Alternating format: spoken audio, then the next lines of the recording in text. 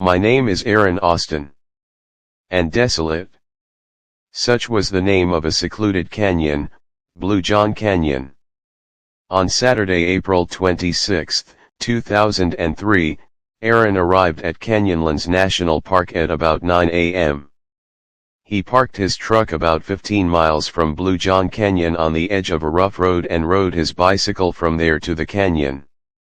Aaron kept his stuff for just one day, which included 2 burritos, 4 liters of water, and a little bit of climbing gear, and then quickly rode his bicycle to the entrance of Blue John Canyon. From there, his walking hike began, and by about 2:30 p.m. Aaron had gone 7 miles inside the canyon. After another 15 minutes, he began to descend into the depth of the canyon. Looking from above, this canyon looked about 11 to 12 feet deep. The edges were getting even more narrow, like a drain, and there were big stones stuck between these walls. Aaron began to descend very carefully, taking one step at a time on the stones. Further, he found a stone the size of the tire of a bus. The plan was that Aaron would hang from this stone and jump on the floor of the canyon. Moving forward strongly, he grabbed the lower edge of the stone, but before he could put all his weight on it, he began to hear the sound of the stone shaking. He immediately understood that the stone was shaking, and left his hand and jumped straight on the floor of the canyon. His landing was a little more difficult than expected, but he had landed in the canyon. But the very next moment, the same stone cracked and fell directly on Aaron's right hand. For the next few minutes, the frightened Aaron kept screaming in pain and tried to free his arm. But after a while, the truth began to become clear to him that this work is not so easy. To reassure himself a little, he quickly took out a bottle of water from his bag and drank a large part of the remaining 1 liter of water in 3 hours. But right then he realized that he was going to be stuck here for a long time. Now he would have to use the remaining water carefully. After taking care of his senses a little, Aaron began to think of a way to get his arm out, which had already turned blue due to the end of blood circulation. If he didn't do anything soon, his hand could also be wasted. First of all, Aaron took out all his stuff and saw which things could help him get out of there. He didn't have a cell phone, which means no one can be called for help. From his bag, a CD player, some batteries, a camera, a headlamp, some ropes, police, and a multi-tool device came out. Looking at more things, he realized that he had only 3 possible ways. Either he would use his multi-tool and try to break the stone from the edges. Or he would use the ropes to make a pulley system that could lift the stone up. Or the third and most difficult way was to cut his own arm. Obviously, he didn't even want to think about this last option. He immediately took out his multi-tool knife and started breaking the stone. After an hour passed. The light of the day changed into the darkness of the night. But let alone the stone, not even a corner of it moved or broke from its place. The whole night passed in this attempt. And even the next morning, apart from just 1 or 2 pieces of the stone, he couldn't break anything else. He immediately turned his attention to the second plan. Now he had to make a pulley that he could tie up the stone and lift it up. With great difficulty, with one hand, he hung the pulley from a stone in the mountain and wrapped the rope around the fallen stone. The advantage of the pulley is that it takes less effort to lift any weight.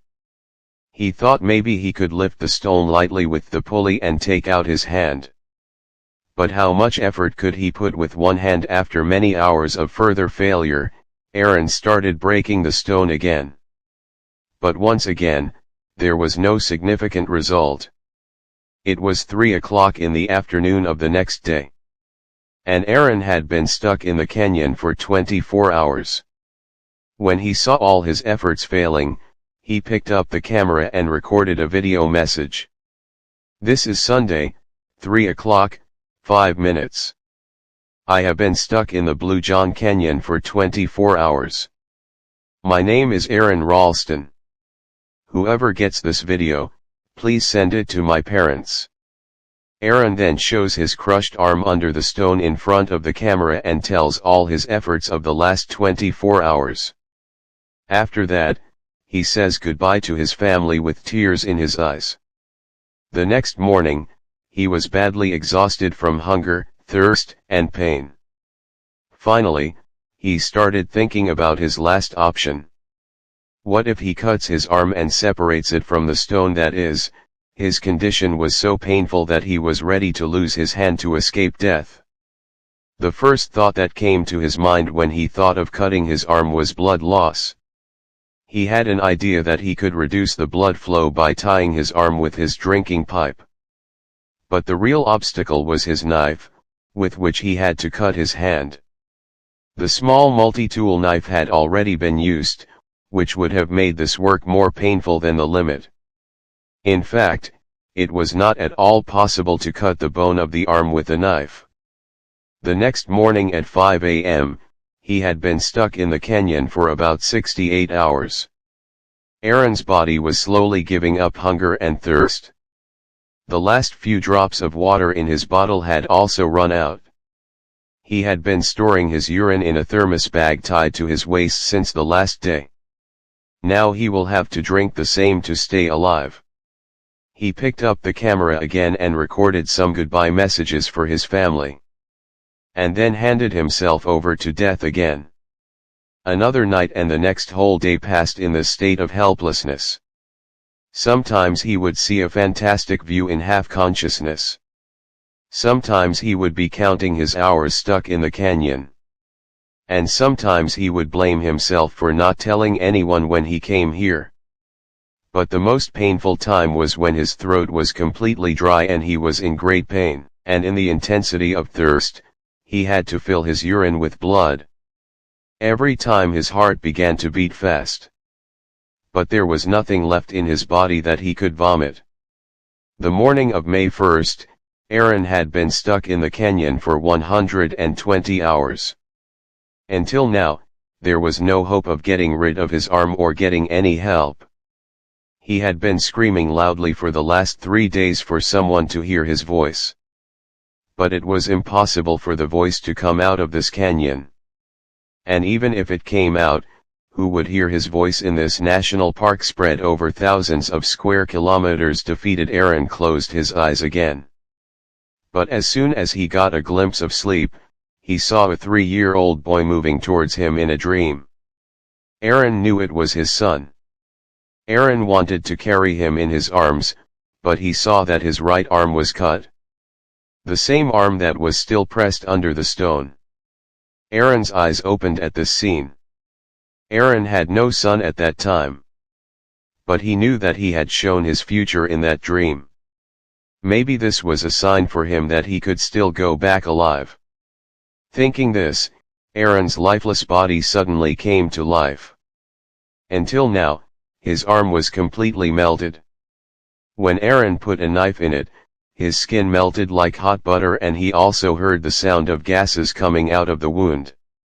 This meant that now cutting the flesh of the arm was much easier than before. But the bone was still strong. He had to do something to cut this bone. Then a thought came to his mind. Until now, he was only thinking of ways to cut the bone. But he could also break it. His arm was turned at a strange angle behind the stone. And it was so high from the ground that he could stand straight. That is, if he tried to sit on the ground by putting pressure on the bone of his trapped arm, the bone could have broken due to the torque. For the first time in the last 5 days, Aaron felt from his heart that something could happen now. Without wasting another moment, he did the same and finally broke the bone. Then he cut the other arm with the same knife and freed himself. But the problem was not completely solved yet. Before all his blood was drained, he had to get out of the canyon and reach his car many miles away. Tired, weak Aaron, crossing the stones on the high, low walls of the canyon with just one hand, finally got out of there. A little further on, he met a family who came to celebrate a holiday. They gave Aaron food and water and immediately called for help. After about 4 hours of cutting his arm and 127 hours of getting stuck in the canyon, Aaron Ralston was finally saved with the help of a helicopter. In the last 6 days and 5 nights of pain, his weight had dropped to 40 pounds and blood 25%.